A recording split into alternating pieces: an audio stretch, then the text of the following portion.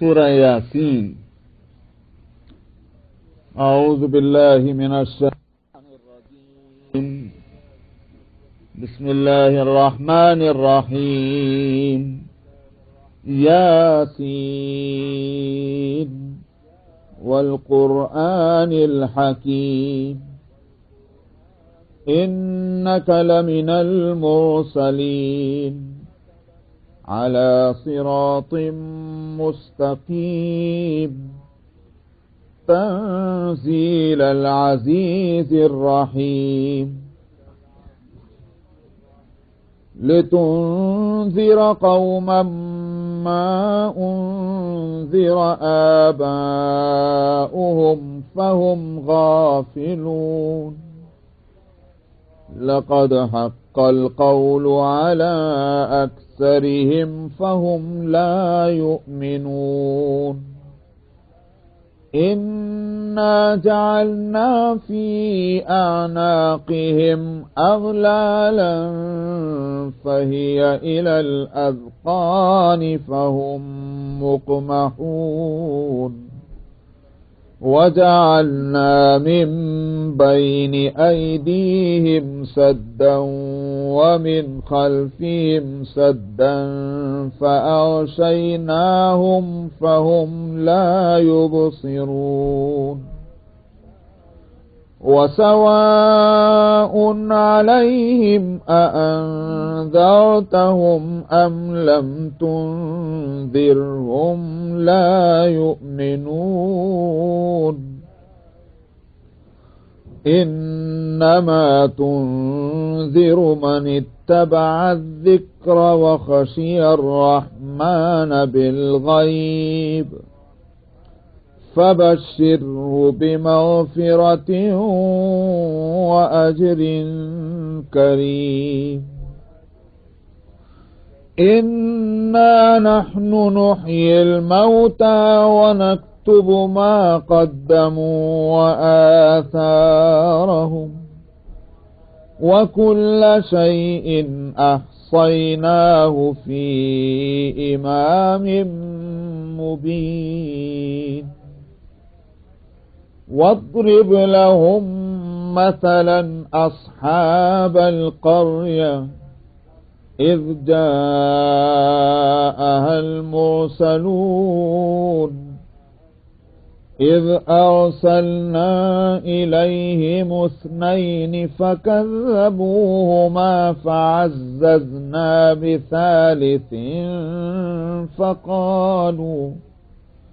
فقالوا إنا إليكم مرسلون قالوا ما أنتم إلا بشر مثلنا وما أنزل الرحمن من شيء إن أنتم إلا تكذبون قالوا ربنا يعلم إنا إليكم لمرسلون وما علينا إلا البلاغ المبين قالوا إنا تطيرنا بكم لئن لم تنتهوا لنرجمنكم وليمسنكم منا عذاب أليم قالوا طائركم معكم أئن ذكرتم بل أنتم قوم مسرفون وجاء من أقصى المدينة رجل يسعى قال يا قوم اتبعوا المرسلين اتبعوا من لا يسألكم أجرا وهم مهتدون وما لي لا أعبد الذي فطرني وإليه ترجعون أأتخذ من دونه آلهة إن يردني الرحمن بضر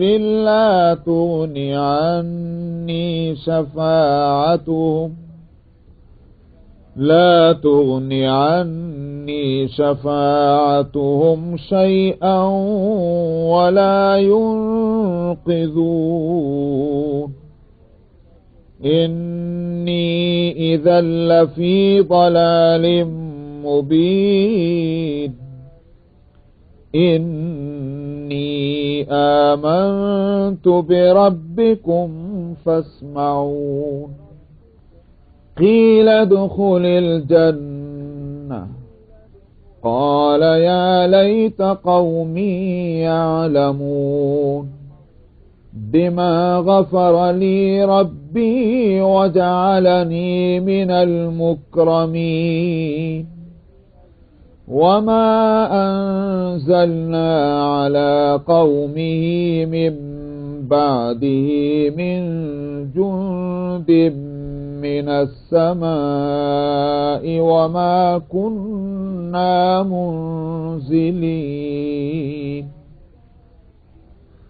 إن كانت إلا صيحة واحدة فإذا هم خامدون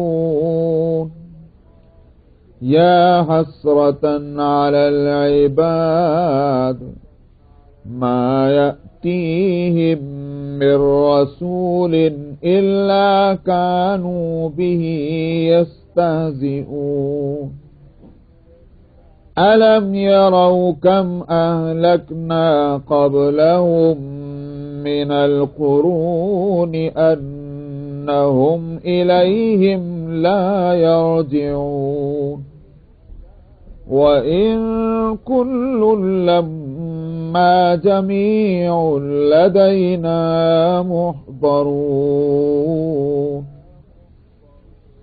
صدق اللہ العظیم۔ سورت کا نام سورہ یاسین، جو پہلی آیت کا لفظ ہے اسی سے سورت کا نام ہوا، مکی سورت ہے، اور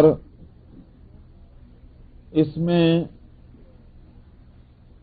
تین مضمون جو عام مکی صورتوں کے مضمون رہے ہیں، تین باتیں، وہی تین باتیں اس میں بھی زیر بحث ہیں۔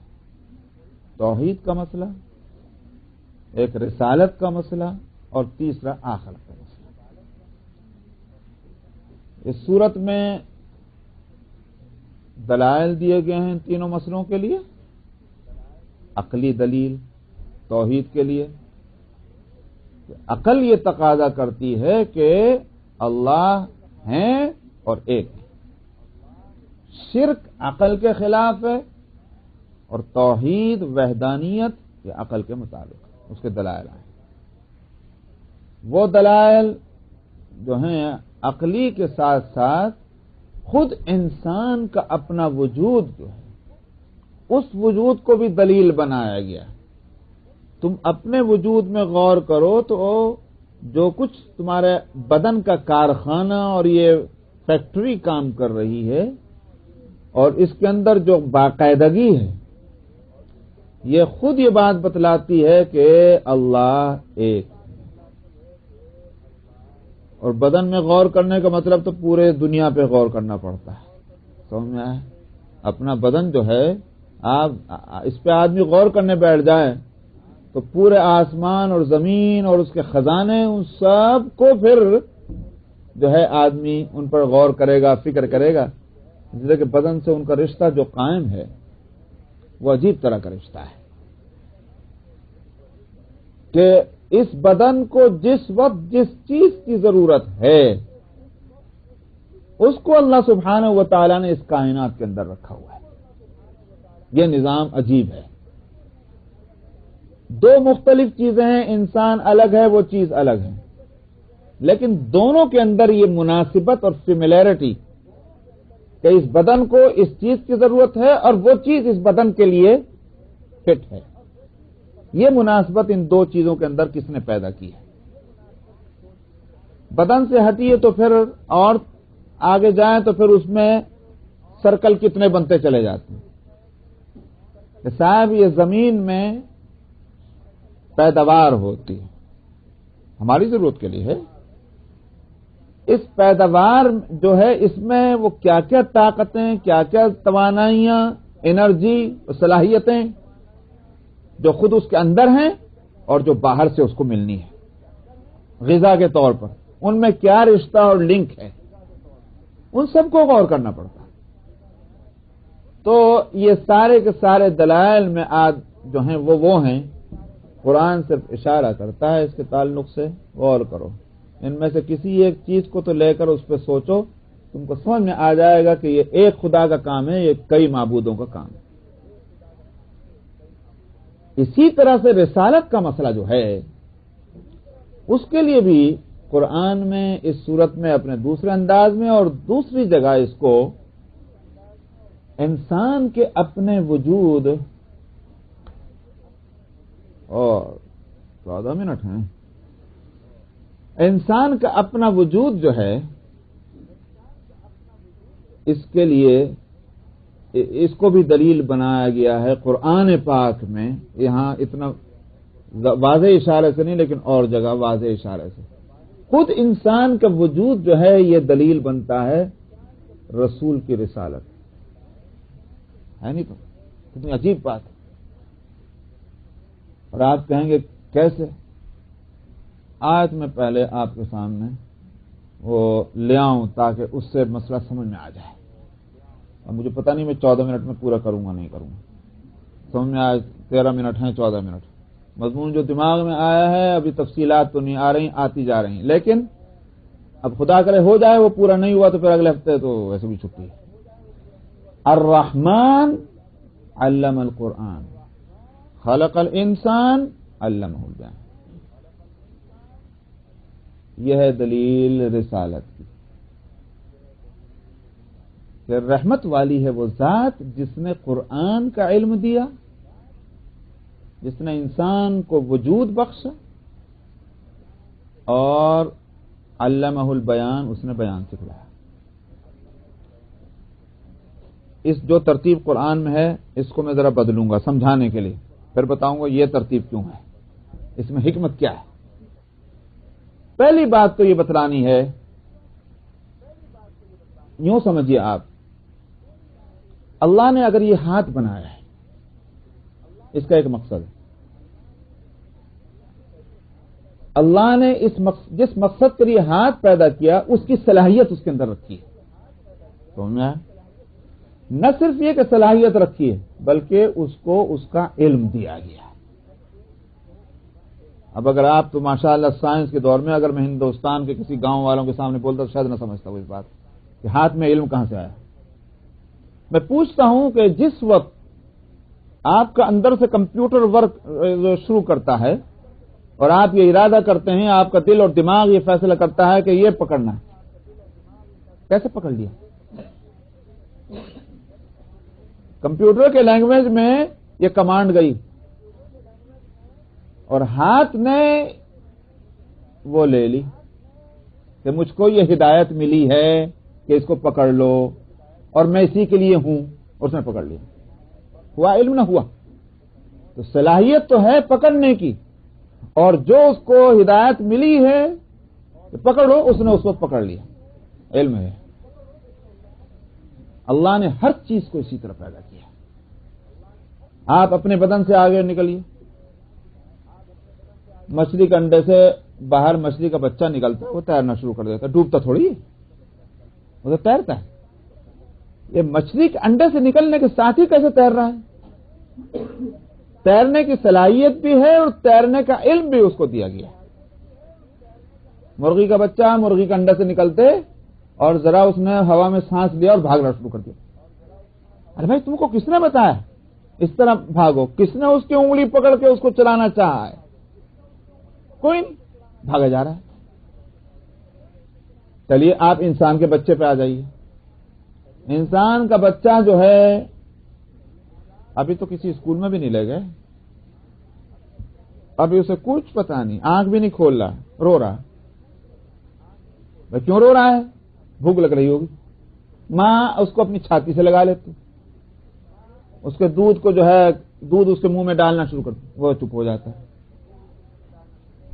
کس چیز نے اس کو رلایا تھا؟ بھوک نے۔ کس چیز نے اس کو چپ کر دیا؟ پیٹ بھر گیا۔ یہ علم کہاں سے آیا کہ جب وہ تکلیف ہو تو اس کا اظہار رو کر کرو، اور جو ہماری تکلیف دور ہو جائے تو رونا بند کر دو۔ 2-3 مہینے کا بچہ ہوتا ہے، اپنی ماں کی صورت پہچاننے لگتا ہے، ماں کو دیکھتا ہے ہنسنا شروع کر دیتا ہے۔ ارے بھائی تم ہنس کیوں رہے ہو؟ خوش ہے۔ کیا خوشی کا اظہار ہنسنے سے ہوتا؟ رونے سے نہیں ہو سکتا؟ نہیں ہو سکتا۔ یہ علم کس نے دیا؟ اللہ سبحانہ و تعالی تخلیق فرماتے ہیں، چاہے جز کی ہو یا کل کی ہو، اس کے اندر وہ صلاحیت رکھتے ہیں کہ جس مقصد کے لیے اس کو پیدا کیا گیا اس کی صلاحیت اس کے اندر ہونی چاہیے اور اس کا علم ہونا چاہیے۔ 2 چیزیں بتا رہا ہوں میں، اس کو خوب یاد رکھیے گا، اس مقصد کی صلاحیت پورا کرنے کی اور اس کا علم بھی، دونوں چیزوں کو ذہن میں رکھیے۔ اب آئیے، اس انسان کو اللہ نے وجود بخشا، کوئی مقصد ہوگا۔ اگر ہاتھ کا مقصد ہے، پیر کا کوئی مقصد ہے، ناک کا کوئی مقصد ہے، آنکھ کا کوئی مقصد ہے، تو اس پورے وجود کا کوئی مقصد نہیں ہوگا۔ سمجھا؟ مقصد ہے، مقصد ہے تو اس مقصد کے پورا کرنے کی صلاحیت بھی ہوگی، سب وہ بھی ہے۔ جب صلاحیت بھی ہے تو پھر اس کا علم بھی ہونا چاہیے۔ یہ تیسرا اصول ہوا۔ جیسا یہ تو ہوئے، میں نے کہا کہ وہ مقدمات جو میں نے ابھی قائم کی، لیکن اب بات جو ہے وہ یہ ہے، علم دینے کی 2 صورتیں ہیں۔ ایک تو یہ ہے کہ اللہ سبحانہ و تعالی نے جس چیز کو جس مقصد کے لیے پیدا کیا اس کے علاوہ وہ دوسرا کوئی کام کر ہی نہیں سکتا۔ آپ ذرا ذہن متوجہ ہے نا جو میں بتا رہا ہوں۔ مثلا یہ ہاتھ کہیں کے لیے؟ پکڑنے کے لیے۔ ہاتھ اگر چاہے تو سننے کا کام کرے، نہیں کر سکتا۔ بولنے کا کام کرے، نہیں کر سکتا۔ سمجھ میں آیا؟ سونگنے کا کام کرے، نہیں کر سکتا۔ جس کام کے لیے پیدا کیا اس کو وہی کام کرنا ہے۔ ایسی صورت اگر ہے تو اس کا علم اللہ نے براہ راست اس کو دے دیا، کیونکہ وہ بے اختیار ہے۔ جب بے اختیار ہے وہ، تو اس کا علم اس کے مقصد حیات کو پورا کرنے کا اللہ نے ڈائریکٹ اس کو دے دیا۔ آئی بات سمجھ میں نہیں؟ یہ انسان جو ہے یہ ایک عجیب مخلوق ہے۔ اس کو جس مقصد کے لیے پیدا کیا گیا ہے اس مقصد کے پورا کرنے کے لیے اس کو مجبور نہیں کیا گیا، اختیار دے دیا گیا۔ مقصد تخلیق کیا ہے؟ وَمَا خَلَقْتُ الْجِنَّ وَالْإِنسَ إِلَّا لِيَعْبُدُونَ، میں نے انسان اور جنات کو عبادت کے لیے پیدا کیا۔ اس کے معنی کیا ہے؟ یہ نہیں کہ یہ عبادت کرنے پر مجبور ہے، عبادت کے سوا کوئی دوسرا کام اس سے ہو نہیں سکتا، یہ صورت نہیں ہے۔ عبادت کے لیے پیدا کیا اور عبادت کرنے اور نہ کرنے کا اختیار دے دیا۔ اس کی وہ صورت نہیں ہے کہ ہاتھ پکڑنے کے بجائے اگر اس کا ارادہ ہو تو سننا شروع کر دے، یہ نہیں ہو سکتا۔ اس طرح انسان جو مخلوق ہے وہ اس طرح اللہ نے بنایا۔ تب جب یہ با اختیار ہے تو اب اس کو علم بھی اللہ نے براہ راست اس مقصد کی تکمیل کا خود براہ راست نہیں دیا ہے، کیونکہ با اختیار مخلوق ہے۔ اس کے لیے راستہ کیا رکھا کہ جب تم مقصد کے پورا کرنے میں با اختیار ہو تو علم کے لینے میں بھی با اختیار بنو۔ آ رہی سمجھ میں نہیں آ رہی؟ بات صاف ہو گئی نا؟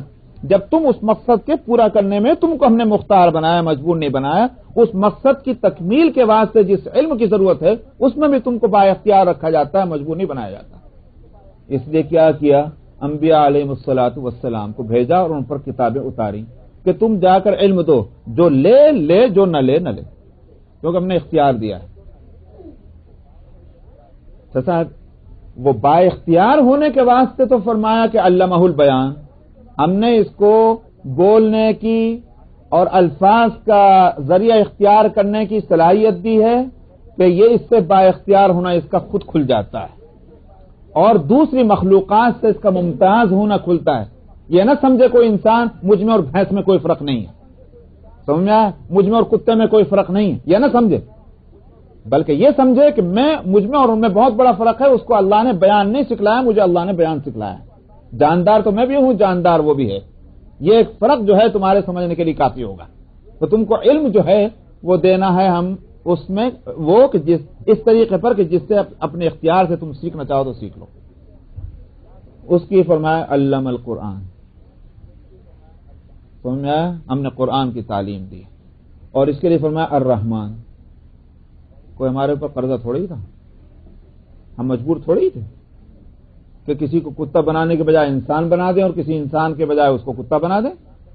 اگر ان ساری مخلوقات کے اندر ہم نے تم کو انسان بنایا ہے اور انسانی شرف اور کمال ہم نے تم کو دیا ہے, یہ ہماری مہربانی نہیں تو اور کیا ہے. اس لیے لائے ہیں الرحمن.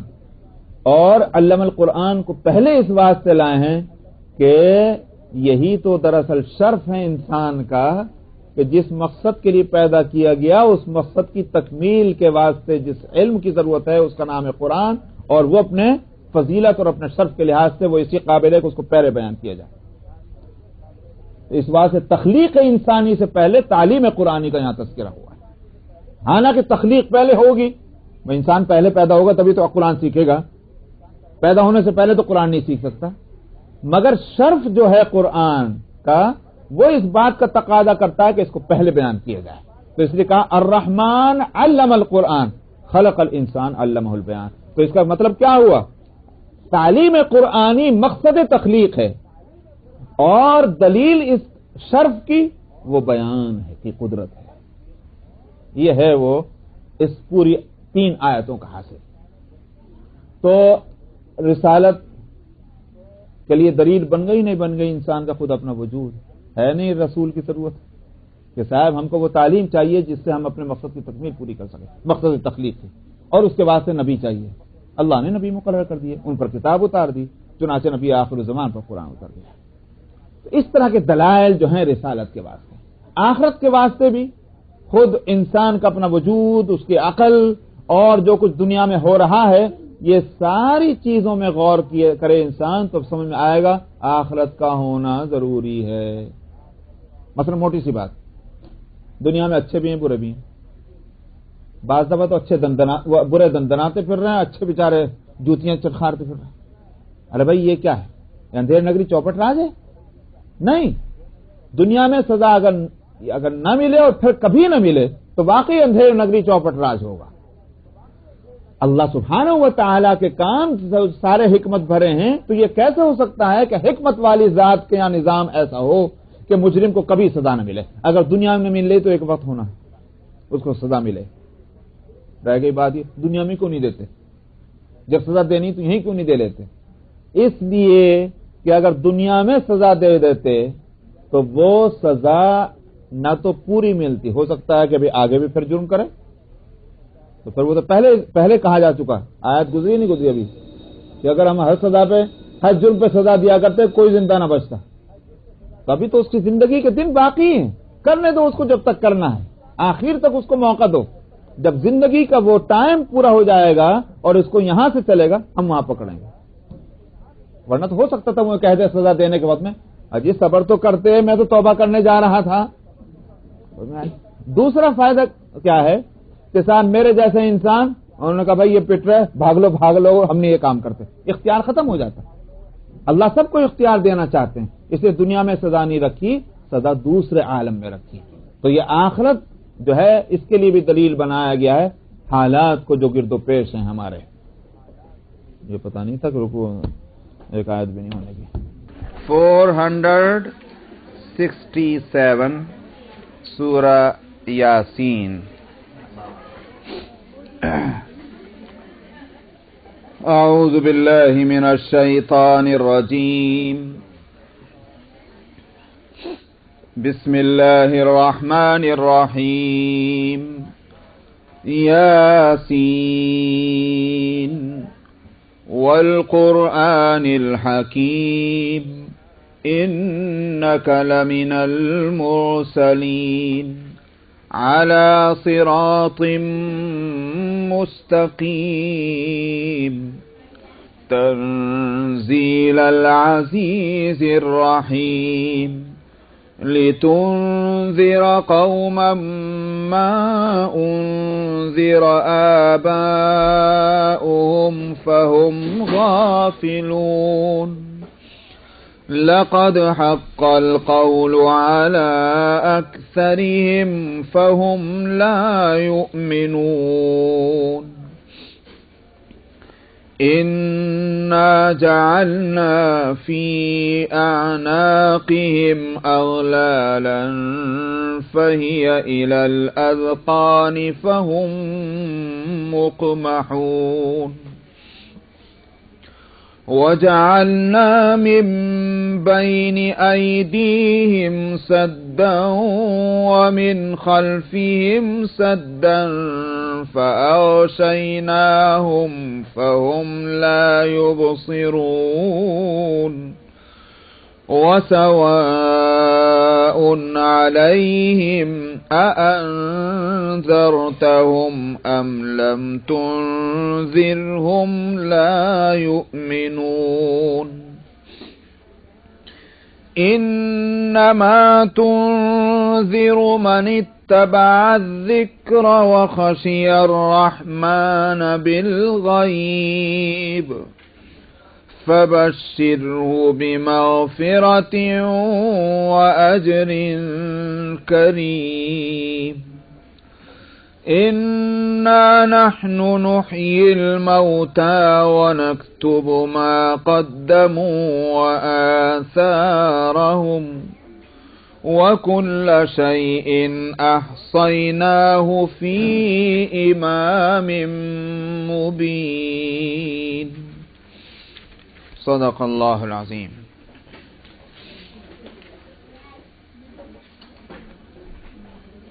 یہ سورت کن حالات میں نازل ہوئی اور کیا اس میں اصل مضامین ہیں اس کو میں پچھلے ہفتے بیان کر چکا ہوں۔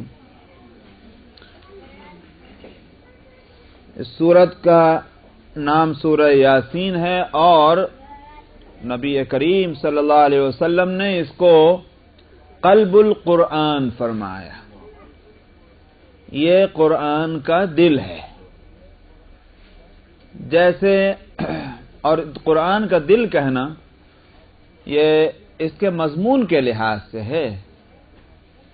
قرآن پاک کس چیز کی دعوت دینے کے واسطے آیا اس کو دیکھنا چاہیے۔ ظاہر ہے کہ قرآن کی دعوت کا حاصل اللہ کی وحدانیت، یکتائی اور حضرت محمد صلی اللہ علیہ وسلم کی رسالت اور آخرت، یہ تین چیزیں بنیادی ہیں جس کی دعوت قرآن دیتا ہے۔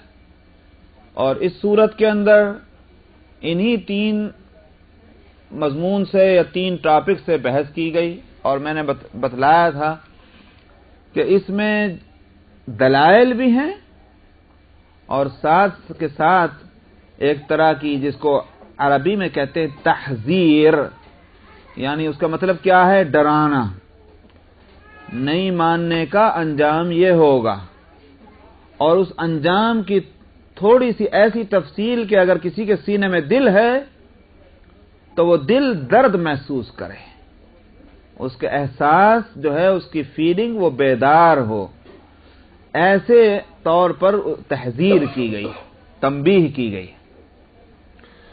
تو چونکہ مقصد قرآن اس میں زیر بحث ہے، اس واسطے اس کو قلب القرآن کہا گیا۔ جیسے دل جو ہے وہ مین آرگن ہوتا ہے بدن کے اندر، ایسے ہی مضمون کے لحاظ سے قرآن پاک میں سورہ یاسین کو قلب القرآن کہا۔ ایسے ہی ہے جیسے سورہ الاخلاص کو جو ہے وہ قرآن کا ایک تہائی کہا گیا، تو 1/3 ثلث القرآن۔ تو اس کا یہ معنی نہیں ہے کہ بس 3 مرتبہ سورہ اخلاص پڑھ لیجئے پورا قرآن شریف مل گیا، اس کا یہ معنی نہیں ہے کہ صاحب یہ تو بہت آسان بات ہو گئی، 3 مرتبہ سورہ اخلاص پڑھی اور پورے قرآن کا کے پڑھنے کی ضرورت ہی نہیں، اس کو لپیٹ کے رکھ دیجئے۔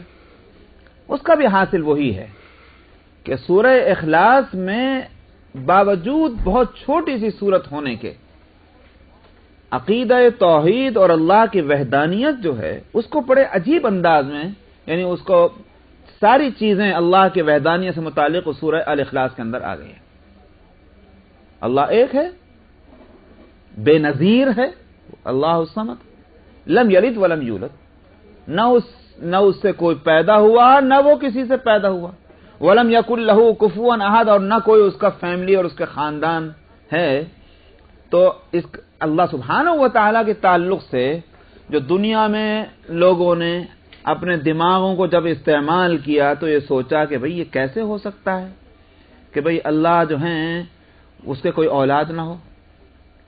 سمجھ میں آیا؟ یہ ایک سوال پیدا ہوا، یہ ایسا کیسے ہو سکتا ہے کہ اللہ تنہا سارا کام کر رہے ہوں، کہ وہی پیدا بھی کر رہے ہیں، وہی کھانے کو بھی دے رہے ہیں، وہی بارش برسا رہے ہیں، وہی سارے معاملات تنہا کیسے کر رہے ہیں؟ تو یہ سارے سوالات جتنے دماغوں میں پیدا ہوئے اور اس کے نتیجے میں شرک نے جنم لیا۔ سورہ الاخلاص نے آ کر ان ساری چیزوں کا جواب دے دیا، اسی لیے اس کا نام سورہ الاخلاص ہے، یعنی ساری خرابیوں سے اپنے دماغ کو خالص کر کے، بیماریوں سے صاف ستھرا کر کے، اور اللہ سبحانہ و تعالیٰ کی ذات سے متعلق ایک عقیدہ قائم کرنا۔ تو اب توحید جو ہے، عقیدہ توحید، یہ تین عقیدوں میں کا ایک حصہ ہوا کہ نہ ہوا؟ توحید، رسالت، آخرت، ان تین میں کا ایک حصہ ہوا۔ تو ظاہر ہے کہ وہ اس طرح سے سورہ اخلاص جو ہے وہ سورہ سے قرآن بن جاتا ہے، اس لیے کہ عقیدہ توحید اس میں ہے۔ یہ اسی طرح سے سورہ الفاتحہ کو ام القرآن کہا گیا۔ ام کہتے ہیں جو مرکز، سینٹر، اور وہ سینٹر کے جو ساری چیزوں کا کنیکشن اس سے ہو، وہی تو سینٹر بنے گا نا۔ اس لیے کہ اگر آپ مثلا سرکل بناتے ہیں تو آپ اس کے بالکل بیچ میں ایک پوائنٹ، اس کو آپ کہتے ہیں کہ یہ کیا ہے؟ سینٹر ہے۔ کیا مطلب ہوا سینٹر ہے؟ مطلب یہ ہے کہ ہر طرف سے اس کا تعلق جو ہے وہ یکساں ہے، وہی تو سینٹر ہوا نا سرکل کا، تو اس لیے اس کو سینٹر کہتے ہیں۔ ام کے مطلب ہے سینٹر۔ ماں کو بھی ام اس لیے کہتے ہیں کہ وہی تو مرکز ہے بچوں کا، بچے بھاگتے دوڑتے ہیں، آ کر ماں کی گود میں ان کو پناہ مل جاتی ہے، ام اس کو اسی لیے کہتے ہیں۔ تو ام القرآن اس لیے کہا گیا کہ سورہ فاتحہ جو ہے وہ ایک طرح کا پرفیس جس کو کہتے ہیں کسی کتاب کا، وہ ہے اس میں شکل کہ قرآن کس کی کتاب ہے، کون ہے اس کا مصنف، رائٹر، متکلم، کس کے لیے ہے، اور کیا اس کا مقصد ہے۔ تینوں چیزیں اس قرآن کے اس سورہ فاتحہ میں آ گئی۔ مقصد اس لیے کہ جب تک یوں معلوم، آپ پہلا پیج دیکھ کر ہی تو آپ سمجھیں گے کہ یہ ڈاکٹری کی کتاب ہے کہ انجینئرنگ کی ہے، سمجھ میں آیا؟ یا کیا نام ہے، پولٹری فارم سے متعلق ہے یا کسی اور۔ آخر کیسے سمجھیں آپ کتاب کو؟ پوری کتاب پڑھ کے سمجھتے ہیں؟ ایسا تو نہیں کریں گے آپ۔ ظاہر بات ہے کہ پہلا پیج کھولنے کے بعد اس سے اندازہ کریں گے بھائی کون سے مضمون سے متعلق ایک رائٹر کون ہے۔ تو یہ دو چیزیں عام طور پر دیکھی جاتی ہیں پہلے پیج کے اندر۔ سورہ فاتحہ میں یہ چیزیں ہیں۔ اللہ الحمدللہ رب العالمین سے شروع کیا، اور وہ اللہ جو مالک یوم الدین ہے، رحمان ہے، رحیم ہے۔ تو مطلب یہ کہ قرضہ نہیں چاہیے تھا، کسی کے ڈنڈے کے زور سے اللہ نے کتاب نہیں اتاری ہے، بلکہ یہ کہ رحمان اور رحیم ہونے کی وجہ سے اس نے ہم کو یہ کتاب دی ہے جو نعمت ہے۔ اور اس کے بعد پھر یہ کہ اہدنا الصراط المستقیم صراط الذین انعمت علیہم، معلوم ہوا کہ یہ ایک ہدایت کی کتاب ہے۔ یہ اس کا سبجیکٹ کیا ہے؟ ہدایت، گائیڈنس لوگوں کو۔ تو اس وجہ سے اس کو ام القرآن کہا گیا۔ بہرحال یہ کہ اس کو قلب القرآن فرمایا، اور اسی کے ساتھ آپ نے یہ ہدایت بھی دی کہ اقرؤوا یاسین علی موتاکم، کہ سورہ یاسین کو اپنے مردوں پر پڑھا کرو۔ تو اس کے معنی یہ نہیں ہے، اگرچہ وہ خیر اور برکت یقیناً حاصل ہوگی الفاظ کی، بلا شبہ کہ آپ الفاظ بھی پڑھیں گے تو اس کی خیر برکت سے انکار نہیں کیا جا سکتا۔ اور اسی لیے میں نے ہمیشہ اس کی مثال دی ہے کہ جو لوگ یہ سمجھانے کی کوشش کرتے ہیں کہ طوطے کی طرح قرآن کے الفاظ کو رٹنے سے فائدہ کیا ہے جب تک معنی معلوم نہ ہو، تو اگر یوں کہیں کہ معنی معلوم ہونا بہت ضروری ہے، یہاں تک تو بات صحیح ہے، لیکن یہ کہنا کہ معنی معلوم نہیں تو لہذا الفاظ پڑھنے اور رٹنے کا کیا فائدہ، یہ غلط ہے۔ اس لیے کہ میں کہا کرتا ہوں کہ اگر جادو کے الفاظ ایک جادوگر جب پڑھتا ہے اور اس کا اثر ہوتا ہے، الفاظ اس کو تو معنی معلوم بھی نہیں، وہ عجیب زبان جناتی ہوتی، وہ اس کو کچھ پتا نہیں کہ جو لفظ میں پڑھ رہا ہوں منتر کے اس کے میننگ ہیں کیا، لیکن وہ پڑھتا ہے اور اس یقین کے ساتھ پڑھتا ہے کہ اس کا یہ اثر پڑے گا اور پڑھتا ہے۔ تو اگر جادو کے الفاظ میں یہ اثر ہو سکتا ہے جو انسانوں ہی کے بنائے ہوئے الفاظ ہیں، سمجھا، تو پھر تب اللہ سبحانہ و تعالیٰ کے کلام جو ہیں اس کے الفاظ میں کوئی اثر نہیں ہوگا۔ یہ تو عجیب تماشا کی بات ہے، الفاظ بے اثر نہیں۔ ہاں یہ بات ضرور ہے کہ بھئی اگر معنی سمجھیں گے تو زیادہ فائدہ ہوگا، زیادہ فائدے سے تو انکار نہیں کیا جا سکتا۔ بلا شبہ قرآن جو ہے وہ خالی برکتیں دینے کے لیے نہیں اترا، یہ بھی تسلیم ہے، بلکہ سمجھنے کے واسطے اترا ہے۔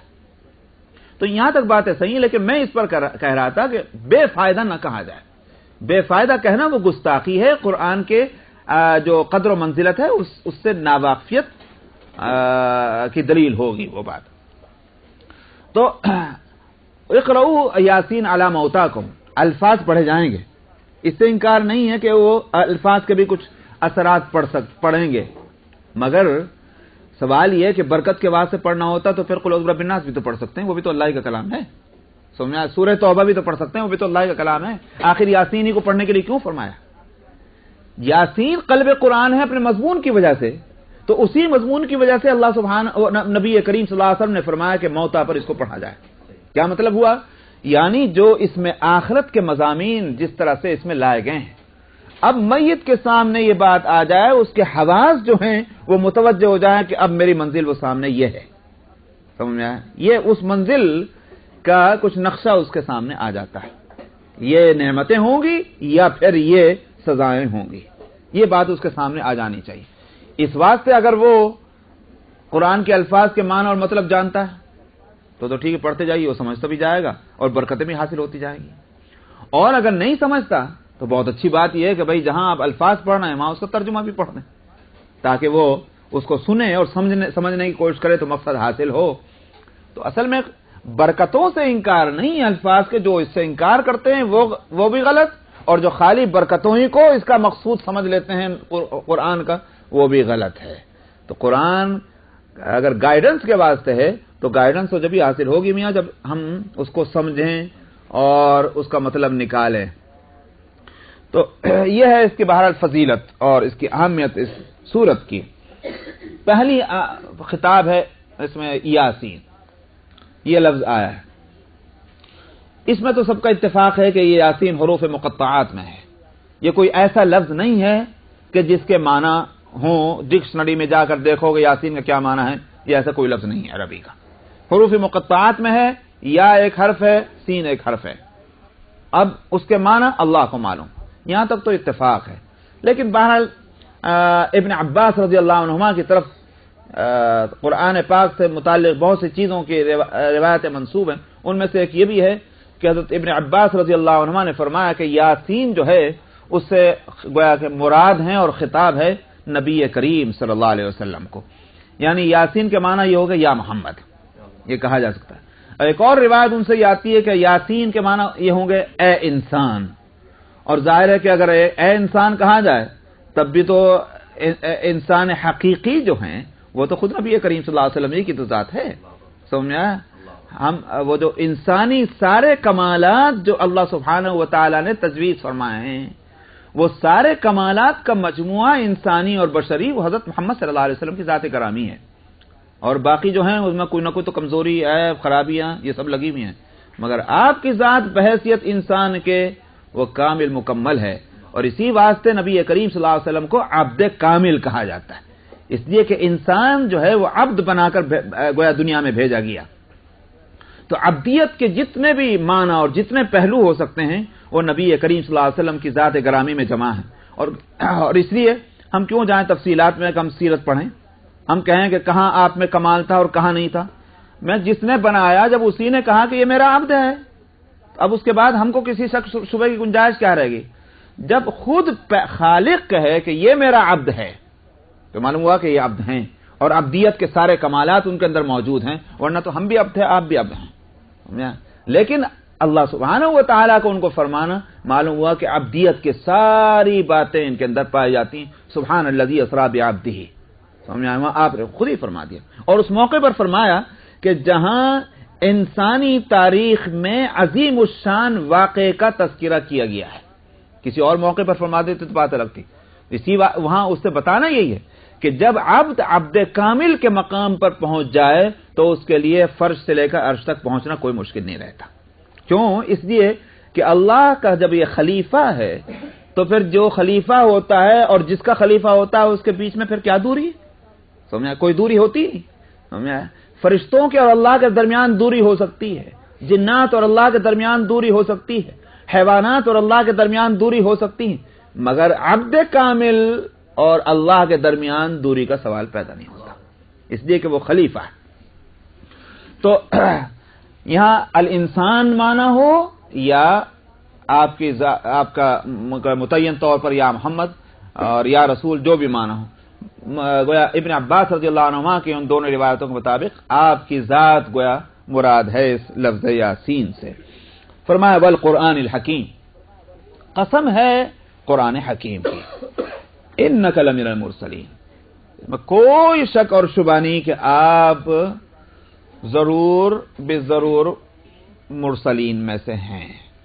یہ جو مسئلہ تھا کہ آپ کو نبی ماننے کو تیار نہیں تھے، اللہ میں نے وہیں سے بات شروع کی. پہلے تو یوں کہیے کہ دلیل دی اور اس کے بعد دعویٰ کر دیا.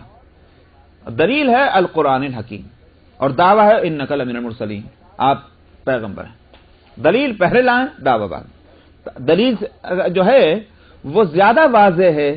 جو دلیل واضح جب سامنے آئے گی تو دعویٰ خود بخود سمجھ میں آ جائے گا. سمجھا؟ قرآن حکیم کو آپ کے پیغمبر ہونے کے لیے دلیل بنایا گیا. کیوں؟ اس واسطے کہ قرآن کے جو مضامین ہیں ان مضمونوں کو پڑھ لو، ان کے الفاظ کو دیکھ لو، جو اس کی ترتیب ہے اس کو سمجھو اور اس کے بعد بتاؤ کہ یہ انسان کا کلام ہے. خود یہی حضرت محمد صلی اللہ علیہ وسلم تمہارے بیچ میں 40 سال تک رہے ہیں، کبھی اس طرح کی کوئی مضمون، کوئی تقریر، کوئی خطبہ، کوئی کتاب انہوں نے اس سے پہلے دی نہیں دی. اگر انہی کا کلام ہوتا تو میاں شروع سے اسی طرح بولتے چلے آتے. لیکن اچانک 40 سال کے بعد اچانک جو ہے جو چیز پیش کرتے ہیں وہ ان کی ساری 40 سال کی زندگی کے بولنے، بات کرنے کے انداز سے اگر مختلف ہے تو کیسے کہا جائے گا کہ آپ کا کلام ہے؟ پھر اور جس چیز کو وہ یوں کہتے ہیں کہ یہ قرآن ہے تو وہ الگ، اور جس چیز کو وہ قرآن نہیں کہتے خود بولتے ہیں اب بھی تو وہ اس سے الگ. سمجھ میں آیا؟ اپنے الفاظ کے لحاظ سے، اپنی ترتیب کے لحاظ سے وہ اس سے مختلف ہے. وہ بولنا ان کا ویسا ہی ہے جیسے پہلے بولا کرتے تھے. سمجھ میں آیا؟ اور جس چیز کو وہ قرآن بنا کر، قرآن کہہ کر پیش کرتے ہیں وہ اس سے مختلف. تو یہ خود دلیل بنتی کہ نہیں بنتی کہ یہ قرآن جو ہے یہ ان کی اپنی تصنیف نہیں ہے بلکہ ان کے اوپر آئی ہوئی کتاب ہے. جب آئی ہوئی کتاب ہے مطلب یہ کہ مرسل ہے، یہ پیغمبر بن گئے. تو اس لیے اس دعوے کے لیے خود قرآن کو دلیل بنایا گیا. حالانکہ آپ کو اور بھی معجزے دیے گئے تھے اور ہر معجزہ نبی کی نبوت کی دلیل ہوتا ہے. مگر اگر اللہ سبحانہ و تعالیٰ یوں فرماتے کہ تم نے یہ معجزہ نہیں دیکھا کہ آپ کے ہاتھ کے اندر کنکریاں تسبیح پڑتی تھیں، تم نے یہ معجزہ نہیں دیکھا کہ درخت ان کو سلام کرتے تھے، تم نے یہ معجزہ نہیں دیکھا کہ شق القمر جو ہے وہ ہوا. اگر ان چیزوں کو لے کر آتے تو پھر ہم جیسے 14ویں صدی میں 15ویں صدی میں ہم کہتے ہیں کہ ہم کو کیا معلوم کہ شق القمر ہوا تھا کہ نہیں ہوا تھا، ہم کو کیا معلوم کہ کنکریوں نے جو ہے ہاتھ میں تسبیح پڑی تھی نہیں پڑی تھی، ہم کو کیا معلوم کہ درختوں نے سلام کیا تھا کہ نہیں کیا تھا. سمجھ میں آیا؟ ہم کیسے مانیں کہ آپ اللہ کے رسول تھے؟ اس لیے آپ کی نبوت جب تا قیامت ہے اس معجزے کو دلیل میں پیش کرتے ہیں کہ جو معجزہ تا قیامت رہنے والا ہے. سمجھ میں آیا؟ اور وہ قرآن ہی ہے. کنکریوں کا تسبیح پڑھنا قیامت تک کے لیے نہیں، شق القمر قیامت تک کے لیے نہیں کہ ہم اپنی آنکھ سے دیکھ رہے کہ ہاں یہ رائے چاند کے 2 ٹکڑے. سمجھ میں آیا؟ درخت جو ہے وہ کنٹینیو آج تک سلام نہیں کرتے آ رہے کہ السلام علیکم یا رسول اللہ، یہ نہیں کر رہے. اس واسطے جو معجزہ کہ نزول کے وقت میں معجزہ تھا وہی آج بھی ہے اور وہی قیامت تک معجزہ، اس کو دلیل بنایا گیا. سمجھ میں آیا؟ کیونکہ آپ کی رسالت تو ہمیشہ کے واسطے. اس لیے قرآن کو کہا گیا قرآن کو دیکھو، قرآن میں غور کرو اور اس کے ترتیب اور اس کے مضامین کو دیکھو کہ کہیں تمہیں انگلی رکھنے کی جگہ نہیں ملے گی، کہیں اس کے اندر کانفلکٹ نظر نہیں آئے گا، کہیں جو ہے بے جوڑ باتیں نہیں نظر آئیں گی، تو اور یا یوں کہیے کہ